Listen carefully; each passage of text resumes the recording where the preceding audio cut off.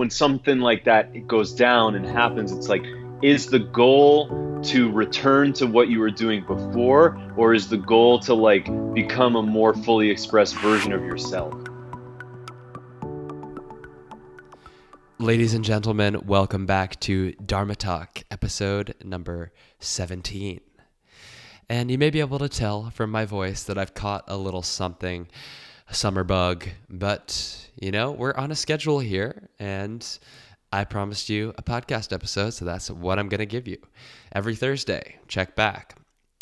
So here we are with my definitively non-podcast ready voice, introducing you to my guest this week, who is Mr. Benjamin Sears. Ben was one of my first ever teachers. I used to take his class down at Bikram Yoga, Lower East Side. And in the time since then, we've both changed and grown quite a lot. He's doing all kinds of amazing stuff. He's got his retreat center in the south of France, which I've been to, by the way, and it is an experience not to miss. He's plucking herbs out of the backyard in his private little villa outside of Nice, and then he has a Michelin-starred chef prepare them into a 4-course meal that usually ends in an impromptu cheese course, if I have anything to say about it.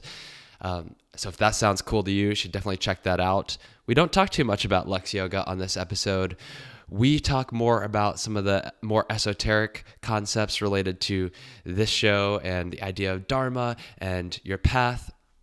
But the other thing that we do talk about that's a bit more pragmatic is his teacher training. So some of the things that you can expect when you listen to this interview are, one, Ben's going to tell you about how to find and constantly recalibrate your path through action rather than rumination, and avoid paralysis through analysis. He talks about leaving room for improvisation in your life and your routine so that you can have a complete arsenal of experiences to draw from when your circumstances and challenges change unfavorably. We kind of joke about Rumi in the era of Instagram, but on a more serious note, how to honor and respect a master of his craft, as Rumi was. And then finally, we talk about how he developed his signature sacred geometry framework and what compelled him to create a teacher training and empower other teachers to share it. So I can't wait for you to check out this episode, hear the interview. We'll get right into it after these announcements. Yogis, I've got a whole lineup of special events coming your way this summer that I'm excited to share with you. And I'm going to rattle them off in order of most serious to most lighthearted and fun. Okay, first of all, I'm assisting Jared McCann in his 300-hour quote-unquote advanced teacher training at Lighthouse Yoga School in Williamsburg, Brooklyn, this July. Now, it's advanced in the sense that we will be working on sequences that include advanced asanas, but really the more advanced part about it is the intensity of the spiritual practice or sadhana. Every single day is going to start with seated meditation in a group, and you'll take away a practice that you can carry forward for the rest of your life. I did this training myself last year, and this year I'm helping out with it. It's going to be a lot of fun. Next, if you're not really interested in becoming a yoga teacher, you can still do the teacher training, but we also have another option for you, which is a 30-hour intensive over the Labor Day weekend. This one is 4 days of intense practice with posture clinics, yoga philosophy training, and lots of meditation as well. This is a great option if you don't want to make the time or financial investment of a teacher training, but you really want to deepen your practice. And then the last thing I want to share with you is also in July, in between the two modules of the teacher training, I'm going to be in Chicago for the We Are Yoga Vacation. It's taking place at 105F, Chicago's original hot yoga studio. But there are going to be yoga classes of all different styles, different teachers teaching all the different classes, and we're going to take excursions too, so it'll be fun. We've got Pitchfork Music Festival going on, Chicago Cubs games, if that appeals to you. So here's the deal. I've got a special 10% discount for you, my Dharma Talk listeners, my followers, for any or all of these 3 events. You can apply that 10% to your tuition for teacher training or the immersion, or a 4-day pass at 105F for the Chicago vacation. So to get that discount code and register for the events, head on over to henrywins.com/events. What's your purpose? What's your vision? What mark will you leave on this planet long after you're gone? I'm Henry Winslow, and you're listening to Dharma Talk, the only podcast where I interview inspirational yogis on how they're changing the world in their own unique ways. Whether you're still searching for your purpose or already walking the path, I hope these stories get you excited to live your Dharma. Hello, Dharma Talk community. Welcome back to another episode. And today I've got my friend Benjamin Sears on the show. Benjamin Sears is an international teacher cited as a quote-unquote master by Yoga Journal. In 2007, he opened LUXYOGA, a legendary retreat center in the south of France, which I've been to, by the way, and now leads Sacred Geometry Vinyasa teacher trainings worldwide. Forever a student, Benjamin is a former athlete who used yoga to heal from a litany of injuries and surgeries, and is committed to orienting students toward a healing path. He draws upon empathy, experience, and his studies of Forrest, Katonah, Dharma Mittra, Astanga, and Bikram Yoga, as well as meditation and movement modalities, including the Ido Portal Method, to teach what works. Ben, that's quite the intro there. Welcome to the show. I'm so happy you're on. I was just, I was sitting here wondering if you were reading it with a straight face. It's kind of funny, like sitting here knowing you, as a friend and a long time ago as a student, and doing this interview, which I'm honored that you asked me to come and join you on, but also listening to you read a sort of rote bio about me, and I was really wondering, like, what face is he making right now as he's reading this bio that was written. It's all for smiles, me. baby. Yeah, all smiles. Smiles are good. So anyway, thanks, man. Thanks for. I know that you reached out to me, right in the beginning when you started this, and my travel schedule made it kind of hard, and I'm kind of hard to nail down. But I'm glad that we made this time, and I'm looking forward to getting into whatever it is that you want us to get into. Yeah, me too, totally. Yeah, you were one of the first people I reached out to before this project had even launched or come to fruition, and I'll just say that patience is a virtue. I'm really happy that we're making it happen. So we always Well, you're very kind. Yes, yeah. We always start with the same question. You're like, I know I'm kind. I know I'm best kind. of them. So we always start with the same first question. Today will be no different. If you've been listening to the show, you might be prepared for this. What does the word Dharma mean to you? And what is your Dharma as you understand it today? Well, that's a big question. That's like a cleanup hitter question. And so I will give you a meandering answer as I tend to do, but that's the best kind of answer for a podcast. Yeah, my understanding of the word Dharma. This is just sort of like let me lay the groundwork for the answer. My understanding of the word Dharma is that it comes from a Sanskrit word dur, which is loosely translated as basically everything from Sanskrit is into English as righteousness.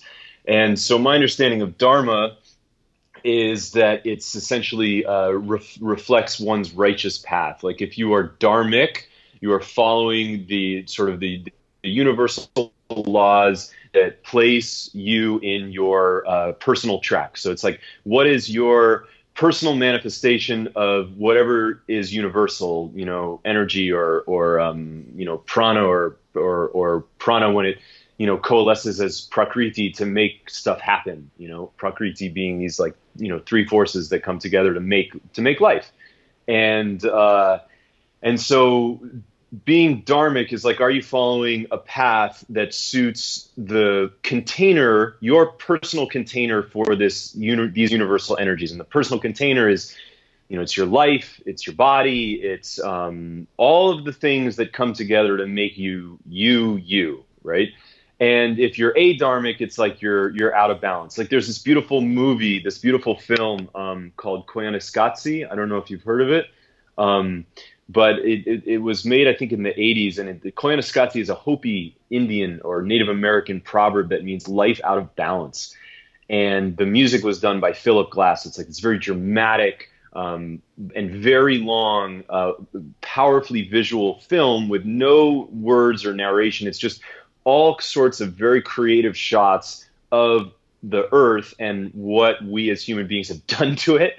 And so you'll get like these shots of, highways from very high up, and it almost looks like, blood running through the body, all the brake lights, but it's also like terrifying. It's like, my God, we've covered the earth in cars, And so when I think of a Dharma, like being out of Dharma, I think of Koyaanisqatsi and sort of operating in a way that's out of balance. And then when I think of Dharma, I think of, from a traditional perspective, like the story of the Bhagavad Gita, the metaphor of Arjuna, the warrior, not wanting to fight the battle against his own imbalances or his own past or his own patterns. And then him putting faith in Krishna, to sort of operate, to drive his chariot, to be his mind, to embody. Ironically, like Krishna is this embodiment of universal love, but at the same time, he's like leading this battle against a Dharma,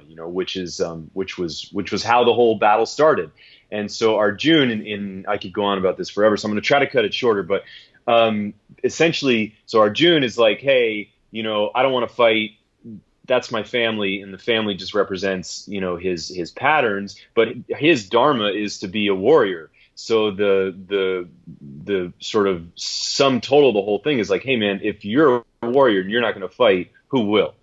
So he then picks up his bow, and he does his work.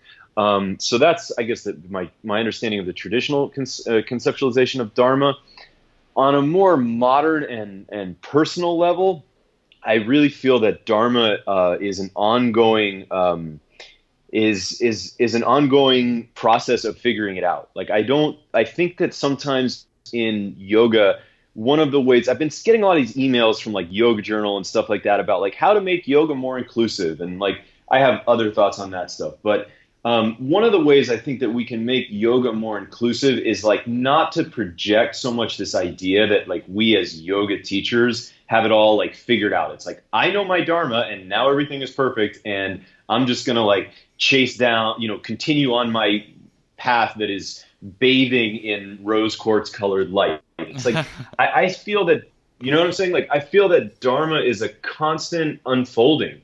And there's you get knocked back and you get knocked off course, and the thing shifts and changes. And I think that one of the things that's crucial in whether it's like in physical asana practice or in like trying to understand who you are and where you're going in your life is to acknowledge when there's a turn in the road. Like when you can't keep driving straight ahead all the time unless you just want to smash into the car in front of you, right? Like sometimes that's actually, I heard Naveen Mikan lecture a long time ago, and that was like one thing that I really took away. And it's something that is near and dear to my heart in my process. So I think that Dharma represents a constant unfolding. And I think that it could be, we could be like very literal and say, okay, Dharma is figuring out like, what do you want to do with your life, right? Like, from a career standpoint. And those primitive needs, like, money, food, sex, and water, like that stuff's important. I feel like you do have to figure those things out in order to live Dharma, because if your primitive needs are like, you're really struggling with that stuff, it's very hard to find time to live your spiritual life. And eventually, I think the idea is to integrate the spiritual life into the career life, right? So on the one hand, there's like figuring out your career and what you want to do with your life from that perspective. And then on the other hand, it's like figuring out what kind of person you want to be, and then also like what your core values are, right? Because if you have certain core values, then regardless of the challenges that life places in front of you or the shifts that may have to occur, it's like you might think like, I'm going to be, look, when I was a kid, I was like, I'm definitely going to be a professional athlete. Like I'm going to play baseball, basketball, and football. I'm going to be the first one to do all three. And then you grow up and you realize like that shit ain't happening, you know? So you have to, you have to be willing to take the different turns that life gives you. And I think core dharmic values are what can allow you to be a little bit more malleable and accept that things shift and change, as life progresses. So if I were to try to put it in one sentence, it's like Dharma is just living in a way that feels like it's right for you, Yeah. and in order to get to that place, there might be a lot of upstir within you, because sometimes in order to get to the place that feels like you're going in the right direction, you have to go through a lot of unfamiliarity, and unfamiliarity can feel wrong, but it's not necessarily wrong. It's just unfamiliar. It's like you can have the same thing in a yoga posture. You get a really good adjustment, and often it will make you feel off center because you haven't been centered. So now you've been using all these you've almost been making accommodations to allow yourself to balance, for example, in a posture, and then you get put in the center and you're like, well, I'm going to fall. This must be wrong. But it's more a recalibration. Yeah, recalibration. And then that's a really smart word to use for it. Oh, thanks. Yeah. I love compliments. So anytime I say something smart, if you just want to say like, "Oh, that was great, good job," say more of that. I'm happy. Well, you know what I really liked most about your response, honestly, was this piece about figuring out who you are first before trying to understand what you should be doing. I think there's this common pitfall that people tend to find themselves in, where they think, if I can do this, then I can have this, and then I can be what I want to be. But really, I think that's backwards. It's more like, I know what I want to be, so I'm going to be that. And if I can be that, if I can embody that, then, okay, then I'll have the things, then I'll be able to do the things. But, it's kind of a shift to focus on what your values are, because like you said, when you hit those twists, those turns, those unpredictable kind of shifts in the external path, if you've got the values set, then you can use that as your compass to take you in the right direction. Absolutely. And I'll jump off of what you said. There's a beautiful a statement that Desikachar, who was the son of Krishnamacharya, the guy who wrote Heart of Yoga, which I think is a great it's a great like yoga starter book. He's a master at sort of making it as simple as it can be, but no simpler. And I think that's an important piece of teaching as well. But Desikachar, he said that your whole life you have actually been striving towards peace and oneness. And I'm paraphrasing, I don't remember the exact quote, but he said your whole life you've been striving towards peace and oneness because your whole life you've been chasing something, and the insinuation or the impression was that once you got that thing, you would be happy. So it's like all of the striving that people do, as I think sometimes yogis get a little pedantic where it's like, oh, don't be a materialist, or don't want that, or don't want this. It's like, actually just understand that the wanting actually comes from a place of wanting to feel full. And so sometimes it's just about different skills for fullness, as opposed to, being stuck in that same track. And I think I was trying to remember what you said about figuring out who you are, and then figuring out who you are, and then figuring out what you want to do. And I think that on the one hand, I agree with you, and on the other hand, I think that there can be sort of a simultaneous unfolding of those two things. And I think that like doing something, like the path of action, like of karma, right, can help unfold what it is, who you want to be, and what you want to do. Because like if I look at like my experience in teaching, I didn't know I was going to be a yoga teacher. I went, and did a teacher training about like 12 or 13 years ago, just simply because I really knew that what I was doing at that time didn't suit me. And I had experienced a really just deeply saddening loss in my life. And the yoga class was like the one place where I came and I felt like I'm at home, and I just wanted more of that. And then I was lucky because I came home from the training, and the studio at which I had been practicing, the owner immediately was like, well, you're teaching 2 classes tomorrow, and I've got you on schedule for, 10 a week, and at that time, about 13 years ago, you know, male yoga teachers were more rare, and so maybe I was a little bit of a commodity because I was just like a little bit different. Hmm. But you know, without that, without that doing, I may not have had the opportunity for the unfolding. And so I think that space needs to be made for like reflection and sitting, but you can only spend so much time thinking about who you want to be, right? You have to like there has to be some I'm going to go put myself in the fire and see what burns, you know? Yeah, you gotta put yourself out there to receive the intelligence from the world that can give you that direction. I hear you on that. That makes a lot of sense. And I think it's sort of Yeah. it's a two-way conversation, this being and doing. You know, eventually I think there is no real doing once it starts to come into alignment. They become the same thing eventually. But, you Hmm. know, it is a constant Well, recalibration, kind of like you said. yeah, I think that I for me, I understand the idea of the alignment and being in a track and sort of having momentum, mitigating the feeling of effort. But at the same point, it's like, you know, creating more ease. I have not fully realized or wrapped my mind around the idea as much as I feel like it is a beautiful concept. Like, I just have to be totally honest. I have not realized to a point where I feel like, you know, like as the Gita says, that I can do completely without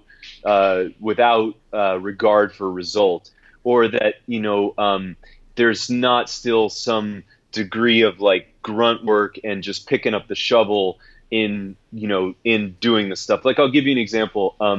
In what we do as teachers, and the more public my that I've become, and the more sort of recognition I've gotten, the more that the machine needs feeding, and so there are all these like logistical and clerical aspects of this career of teaching that I can find very frustrating. But at the And that same are point, it's not like part of if teaching. exactly not part of teaching at all. But like if I want to do the teaching and I want to connect that way Yeah. and be of use in that way, it's like you got to do this other stuff. But to me, it still feels like heavy lifting of light things, if Yeah. that makes sense. Yeah, for sure. Ben, I'm really Um, curious to hear what your practice looks like these days, especially considering how, as you said, your recognition has started to come up and you're getting a lot more pressure to do all the different things at once. How are you managing to stay with yourself, stay with your sadhana? What does your yoga look like now? okay, well, that's a broad question, and it has sort of, I guess it has, there are specific pieces of it, and then there are more theoretical pieces of it. And the theoretical piece is just my practice looks like me constantly working on accepting what's going on right now, and acknowledging my own part in creating what's going on right now, and moving moving from the portal of scary pattern self-flagellation into the heart portal. And I know that this is in some ways an overused metaphor, like go from your head to your heart. My belief is that these two things are not separate. I really think the whole like body, mind, spirit thing, like every cell is full of all of the same movement and energy and access. And so I think that it's useful to separate the things, in order to understand better, or to like have a way of communicating about them. But I Mhm. do feel like the whole thing is one. It's like like I'm injured right now. I've been through a lot with my body in my life, and from sports and poor training methods early on, and falls, and I took a really nasty fall, and it compounded an old shoulder injury, and I had to have shoulder surgery. And it's like when you get cut open like that, it's like your heart hurts. You know what I'm saying? So it's like, how is my shoulder any separate than from my heart? I feel like I'm wounded in my fucking heart. You know what I mean? Yeah. So I don't think the whole thing is that separable. But I got off track a little bit, but so my practice, it really does. That's a crucial piece of my practice in my seated meditation right now. And so one thing that I'm doing, and this will bring it back kind of to earth, is I do 2 breathing practices every day. And again, I really don't want this to sound like, oh, I do like 79 hours of meditation every day and you will never reach this pinnacle. It's like sometimes I don't get it done. Sometimes I got to get up and go do another thing, but in my sadhana, looks like in the morning, what I've been doing for a long time is I do a series of sort of Kapalbhati Kundalini influenced pranayams, and then I do Sudarshan Kriya, and then I just sit for a while. And then in my second practice is I do Tumo breathing, which is a Tibetan breathing that Wim Hof really popularized. And it improves your breath retention ability, but it also gets me into a space of like real quiet where I can feel my heart. And so a story that I had is I was in an experience of probably my deepest visualized meditation ever. And I had this experience of going, this is where people will either get really interested or just like turn off the podcast. So I was in this meditation and I was being guided by a shaman and or a teacher, whatever you want to call it. And I was following my third eye, and then this teacher placed his hand very strongly on my heart. I was lying on my back in like a corpse pose situation, and was pressing on my heart. And I had already gone very deep. And what happened at that moment was like my third eye just opened, and I started flying through this purple vortex. And I kid you not, man, like this is what happened. And I started, and it was like the most euphoric sensation I've ever experienced. And I started laughing. Like it was so awesome. It was like flying and seeing and laughing. It was like it's like imagine like all your best friends and you're all skydiving next to each other, and then someone tells like the best joke ever. Like that's what it felt like, And so I had that, and then what I found in doing my own meditations, and there are all sorts of different meditations that I do, and one of them is just simply to follow my thoughts and like kind of, rather than trying to stop the thoughts or like go blank or go to one thing, I'll actually allow myself to follow my mind, which is sort of counter to a lot of meditation techniques. And sometimes that shit can get like really dark, and I do have a tendency towards sort of analysis and over self-analysis, and especially in this healing process that I've been going through, a lot has come up for me with that. And what I found after that experience was that if I really do it, I can feel myself going into that portal of darkness, and I can put my hand on my heart, and I can go right back into that space of that like wild euphoria purple vortex thing. So that's a practice that I'm trying to work on. Very much whether I'm doing it in a seated, very sort of organized like this is meditation time kind of thing, or if I'm simply, sort of starting to feel down, or if I notice myself going through that, terrible process of self-flagellation, which I think is very human. I think it's very human, and I think that work is an ongoing process. There's no one quotation that's going to like fix it for you. Sometimes you need help. No Rumi quote for that? Yeah. Rumi quotes are my favorite. God, yoga has just destroyed Rumi, It's interesting because I think, a cliche is interesting. Cliches are cliches because they're true. But I think that something like Rumi, right? Like I joke about yoga teachers posting Rumi quotes that they Googled, on next to some photo of an asana. But here's the thing. It's like, I feel like that's a disservice to Rumi. And you know why? Because this guy was like a master, a spiritual and literary master. And I think that like, if you want to quote someone or use someone to promote yourself, because the reality is everyone on the internet is looking for exposure. And if they're posting a Rumi quote, it's because they think that quote will reflect on them in some way. And people can deny this all they want, but I know the truth because, I know everything. And I'm the arbiter. Hopefully people are getting the sarcasm font. And but I think that that degree of expertise re- deserves more respect than like just let me throw this one quote here. It's like at least say what it means to you, or how have you interpreted it, or make it your own in some way, because that shows that the time has been taken to honor the master, really. And I think for me that's something that's important. Um, as far as what my physical practice looks like right now, before I got injured, my physical practice was a combination of sort of had a consistent thread of yoga running through it, what I call yoga, which is basically, for the most part, I practice my own Sacred Geometry Vinyasa series, and I've designed those series in a way that they have a framework, but they also have openness. So it's like, depending on what I feel needs to be done in that day, I use the framework so that I can organize my mind and do my spiritual practice. Because I think if there's no plan, improvisation can be wonderful, but it can also be limiting.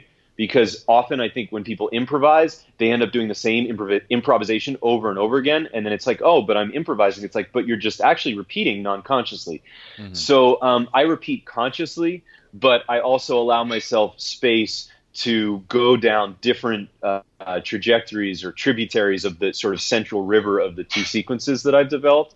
And those are sequences that I feel like give me what I need from a physical asana practice, as far as managing my old injuries, keeping myself moving, getting me into a state of meditation that allows me to have a nice, a real proper corpse pose rest at the end, and sort of is a jump into meditation. And then the other piece of my practice was I've been doing a lot of research sort of through the world of movement, things from gymnastics, hand balancing, to lots of spinal wave type movements and isolations, modern dance sort of things. And so my practice is pretty diverse, but it is also pretty organized, I guess. Do you feel like that gives a reasonable picture?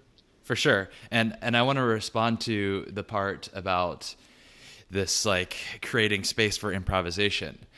One philosophy that, I've heard other people speak on that really has made a lot of sense to me is, if you want to have the, creative stamina to be able to introduce new concepts, new ideas, new energies into your life, then it's really helpful actually to keep things that you don't want to expend that energy on very systematized and routine. And, the example that people often throw out is like, get your morning routine right. Like, have the exact same smoothie for breakfast that gets all your nutrition in. So you don't have to waste any mental space on that. And then you're free to direct your creative energy elsewhere. So I think that definitely applies in a yoga practice. I think that's a clever technique. Yeah. I mean, you could spend an hour deciding what you want to eat. You know what I mean? Right. But like, if you do that every morning, you're not going to have much time to get stuff done. And then that also speaks to sort of what I was talking about from a more philosophical perspective regarding the practice, because it's like, you could spend a lot of time thinking about, what's not right and, why you don't feel good, or you could just like do something that might help you feel better. And that's a lot easier said than done. And especially like, since my injury, and I was just given clearance yesterday to begin really like moving my shoulder. I can't put any weight, on my hands or do anything that remotely resembles, what I guess people probably would think I would do in a practice. But I've, am really taking to heart the idea that yoga practice, or whatever movement practice, meditation practice, is really in its essence about preparing you for the inevitability that life is unfair and shit will happen. So it's like, what are you going to do in that position? And on the one hand, I've really been sort of like mourning the loss of a lot of my practice over this period. But on the other hand, if I look at it when I'm talking, as I'm sitting here talking to you, feeling inspired because we're having this conversation, I'm like, wow, a lot of this stuff that I learned over the past years, because I was unwilling to just settle for like one practice dogma thing, that a lot of people get stuck in yoga.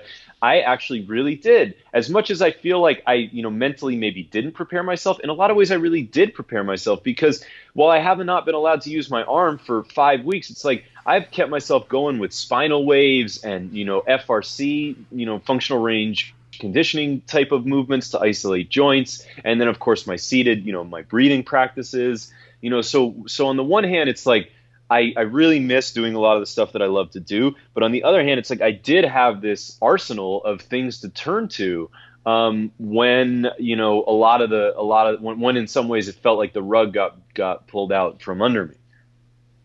Yeah, yeah, it's definitely true. And I think there's there's another truism kind of embedded in there, which is that you kind of have to hit that wall or experience some kind of conflict to appreciate the underlying benefit of some of the things that you've taken for granted in your practice or in just your background. So I think it's great that it sheds some light Absolutely. for you on the work that you've been doing.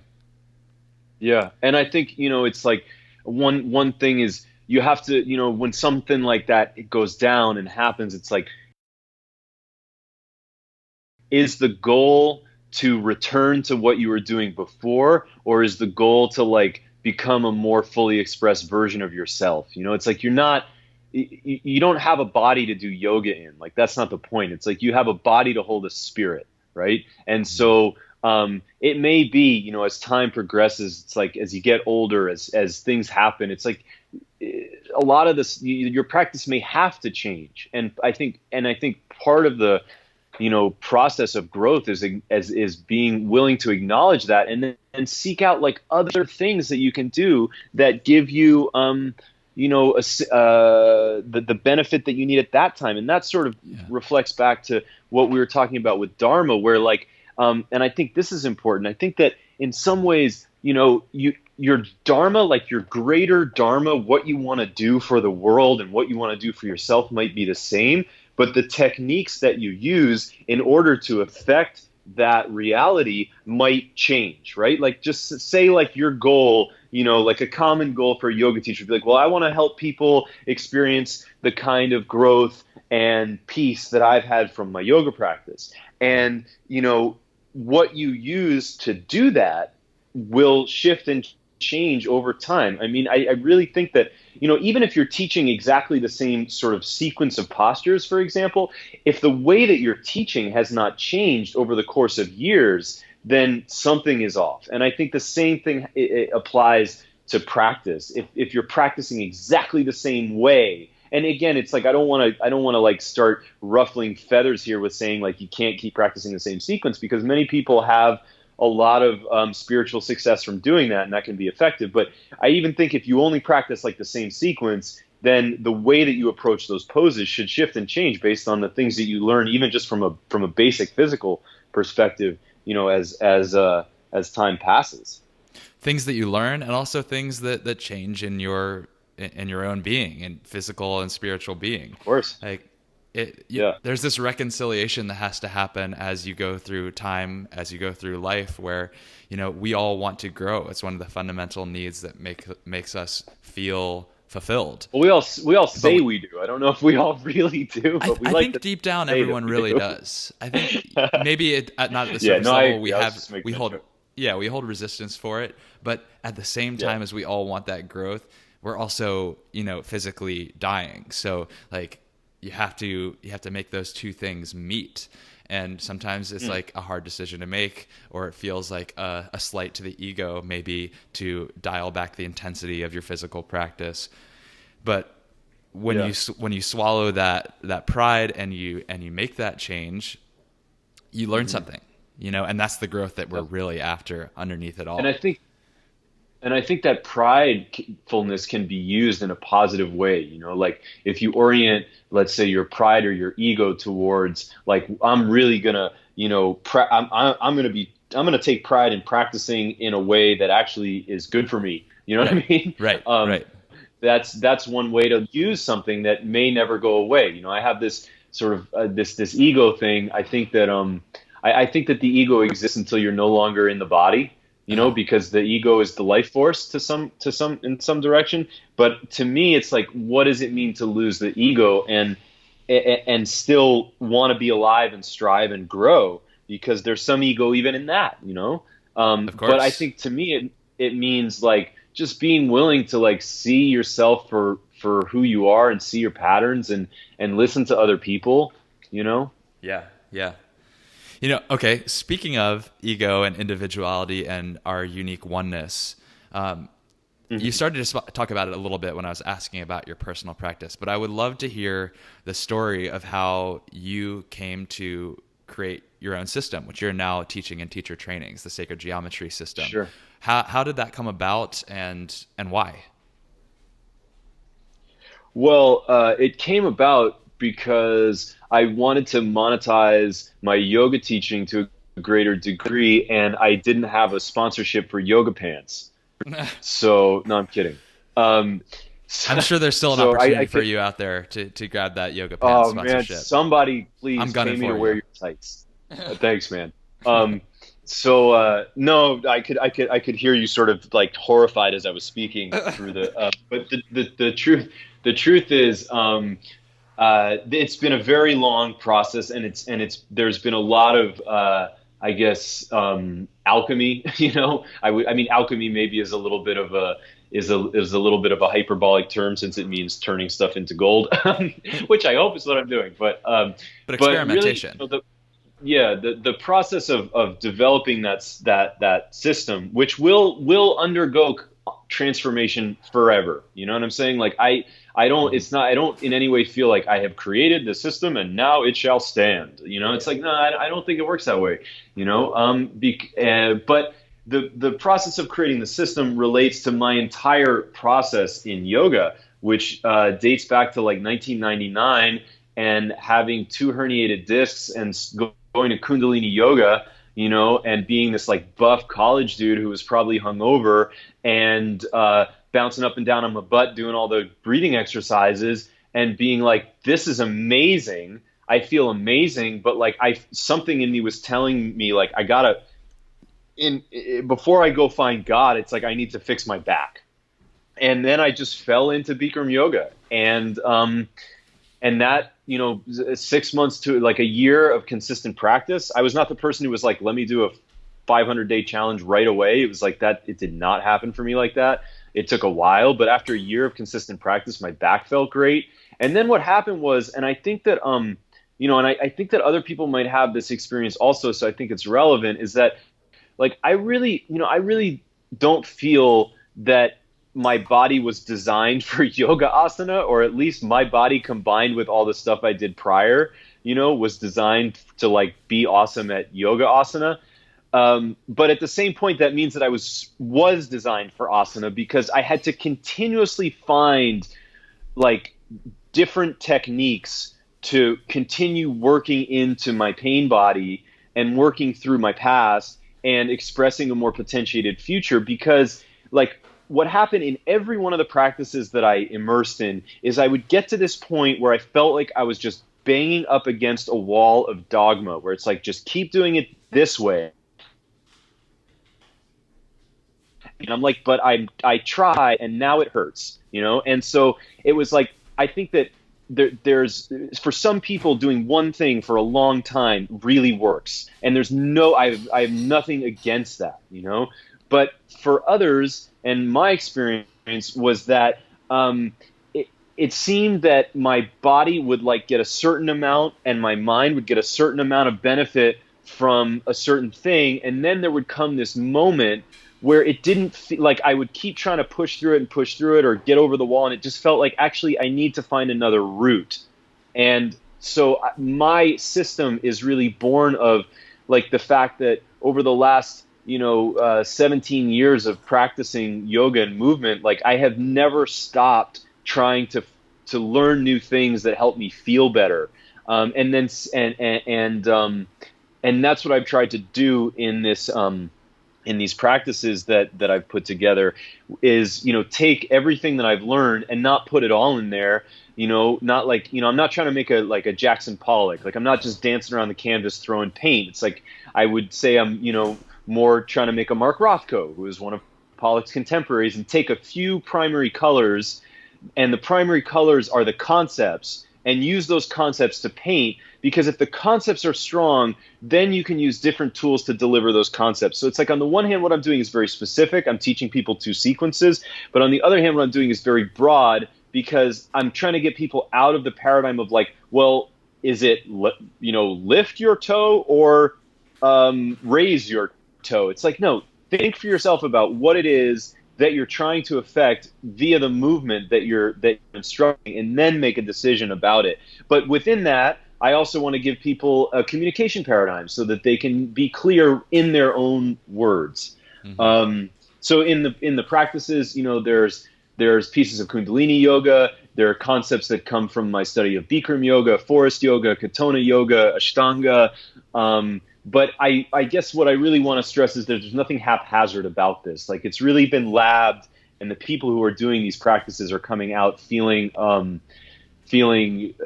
balanced and good. I was really proud of this last teacher training, because I felt like everyone who came out was like, I had a number of people who had done multiple trainings, and they were like, I was expecting to feel like beat up at the end of this, because that's how I always feel at the end of a teacher training.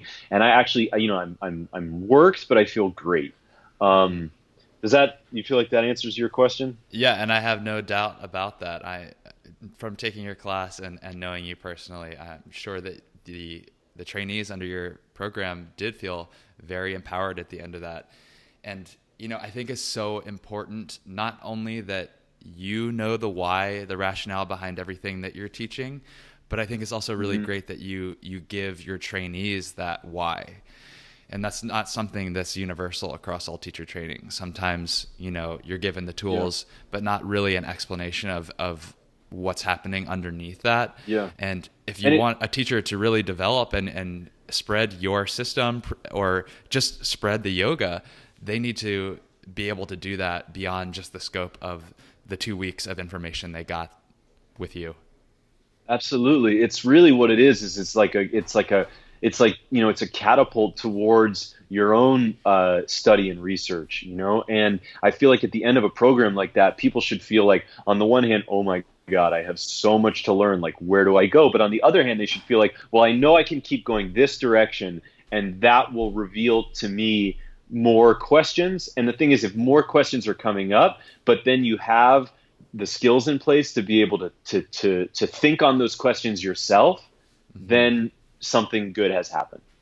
Yeah. And also it kind of comes back to this, I don't know, a mantra that I hold very, very close to my head and heart, the one thing that we call two things. And that's that you just really have to get interested in the process of whatever you're doing. Because as soon as you're happy asking these questions, then it's no longer about like landing at the answer. You're just happy being exactly where you are. And that's what every teacher should be, happy to be inquiring these questions of themselves and of their students. Totally. It's like when you're like, I remember getting, a mountain bike for like a birthday or something one year. And like my nephew, I have a weird family. So my nephew, that I used to hang out with when I was a little kid, is older than I am. But he had a mountain bike first, and he got the mountain bike, and I was like, oh my God, I want him. And then I asked for a mountain bike, and I was like, it's not like I wasn't excited about getting the bike so I could get to the end of the trail that we were riding. It's like, I just want to ride the bike and feel what that felt like on the trail.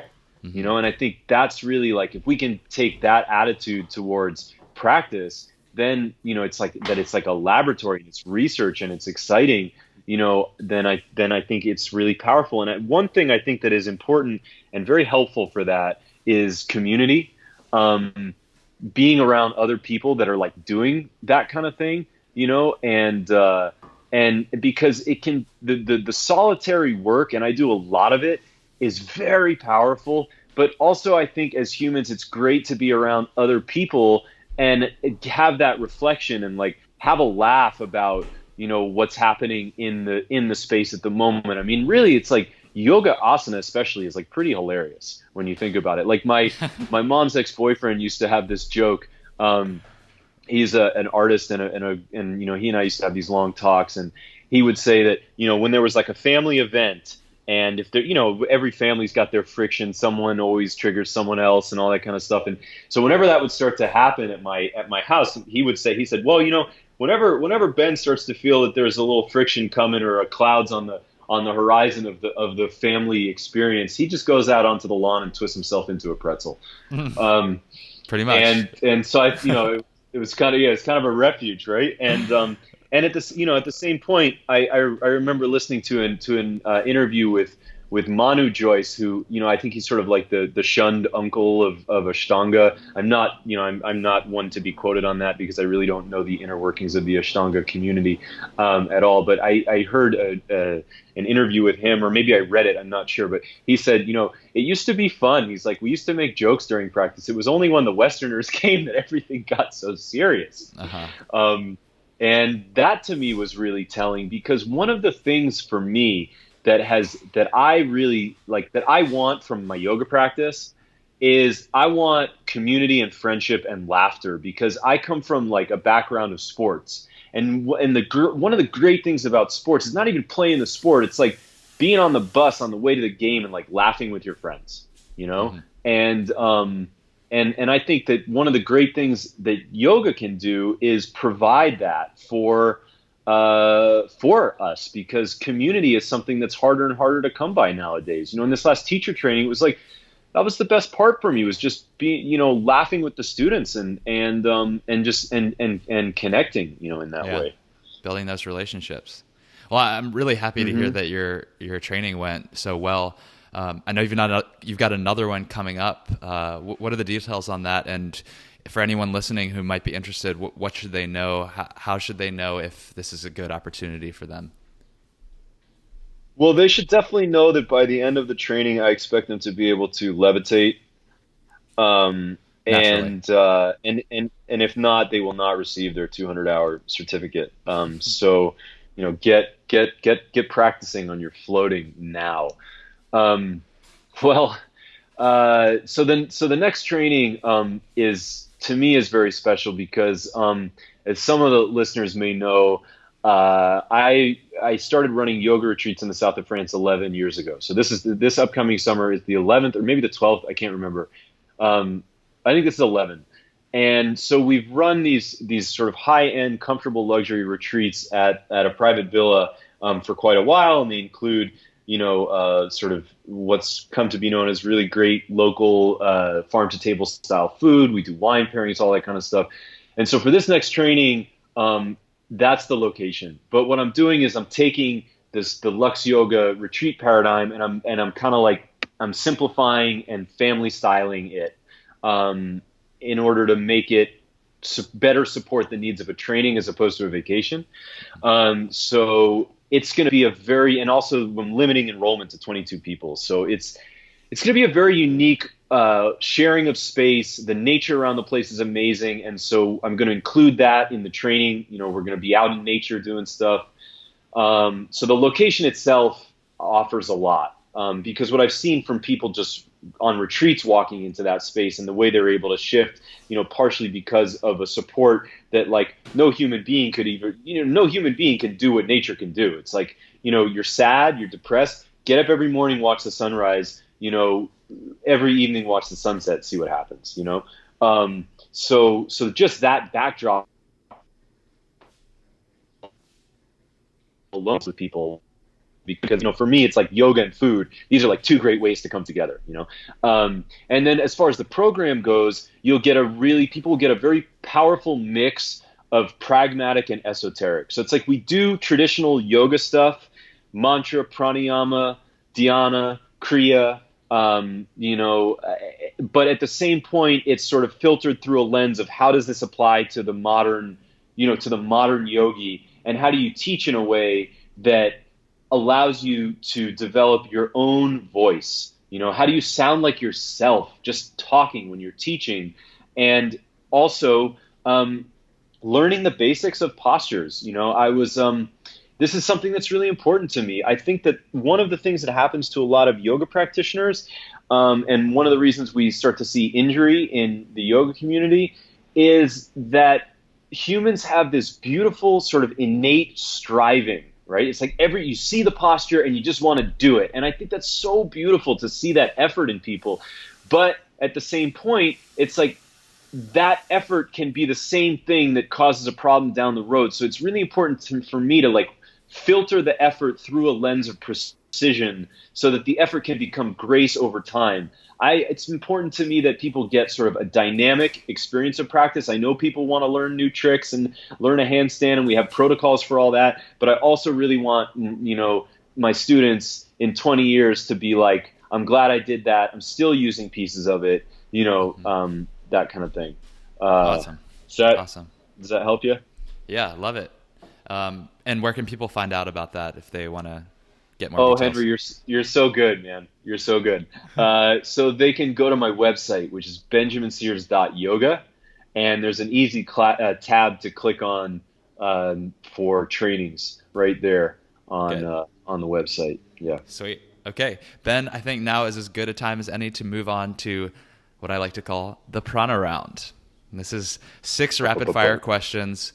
I'm going to ask you to answer in minimum 1 word, maximum 1 sentence. Does that seem fair? You ready to do it? Yes. Okay. In 1 word, why do you practice yoga? Growth. What's your favorite yoga pose and why?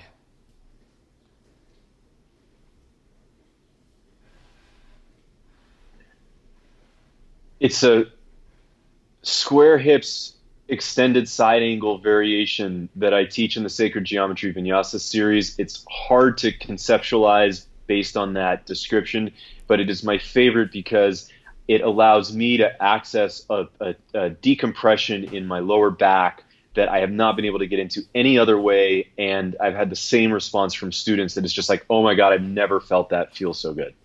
If you want to feel that feeling, you got to sign up for Ben's training. All right, what's the single best cue or piece of advice you've ever received from a yoga teacher?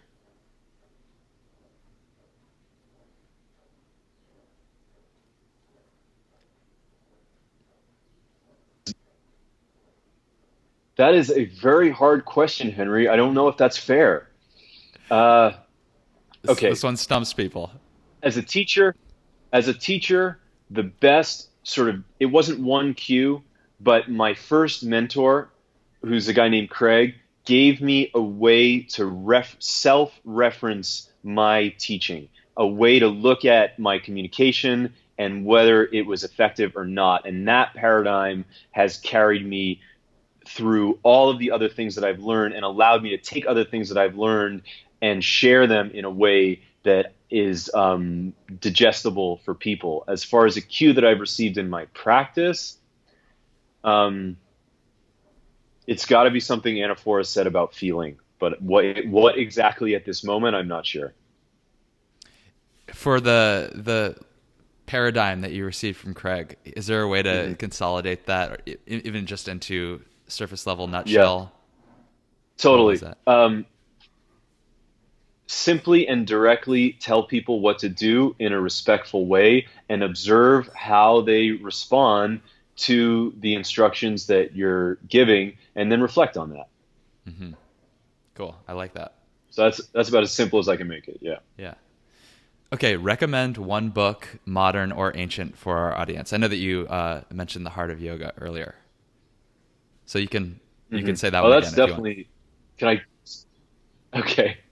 Well, that's definitely one. If you want a sort of a modern take on awareness, a book that I have all my trainees read is an essay by David Foster Wallace titled "This Is Water," and it's a short read and a good one. And then just on reading, I love to read. I think that one, for my reading practice, one recommendation I have for people out there is like have your sort of research book, have your story book, and maybe one other thing, so that every time you go to pick up a book, because basically anytime you pick up a book, something good's going to happen, right? Mm-hmm. So it's like, but every time you go to pick up a book, you don't necessarily want to have to pick up the dense text that you're like, sort of plug it climbing your way through to learn. Sometimes you can learn just as much from the sweetness of language and the beauty of metaphor that you can find in a novel. Nice. Yeah. Okay. Is yoga for everyone? The one-word answer is yes. However, I do strongly believe that teachers need to be willing to take a personalized approach, and that's in balance with the universal approach, because there are a tremendous amount of like universal truths in some way that apply to all people. But then again, there are situations in which you need to empower yourself as a teacher to be able to deal with individual disequilibriums. And even on a psychological level, it's like just sit and meditate and feel love. It's like for people with certain psychological disturbances, that could make someone way worse, So I think, as teachers, it's just about my experience is like the more that you understand and the more experience that you have and the more that you study and research, the more confident and empowered you feel in the decisions that you make, because you can trust your own material. Last question, Ben. How can our audience get in touch with you, and how can we support you in your Dharma? Well, I'm pretty easy to get in touch with. My website is benjaminsears.yoga. I'm on Instagram a lot, and that's at benjamin.sears. I'm also on Facebook. My yoga page is /BenjaminSearsYoga. As far as supporting me in my Dharma, which at this point I feel is to help people practice yoga in a consistently healing way. And I think this is something that's important. It's like we need to step up. If we as yoga teachers are going to be at the forefront of sort of the wellness world, which we are, we need to get our heads wrapped around the fact that just calling it yoga doesn't make it healing. And an individualized approach is important, and also a universal holistic approach is important. And so that being my Dharma, I guess the best way to support me in doing that is that if you feel that what I'm talking about or how I feel resonates with you, is to please share my stuff, and come and study and take these ideas and think about them and get in touch with me and let me know what you think and share them with people that you care about, and keep the sort of online, and the global conversation going, because I think that this online thing can go one of two ways. It can be sort of a mindless scrolling that I feel like really detracts from connectivity, or you can pick your spots and engage and help more people find useful information in that way. Yeah, I totally agree with you. I think the internet is taking a lot of heat for its deleterious effects on yoga, but there really is the seed of great opportunity to connect with a huge community out there. We just have to be responsible with it.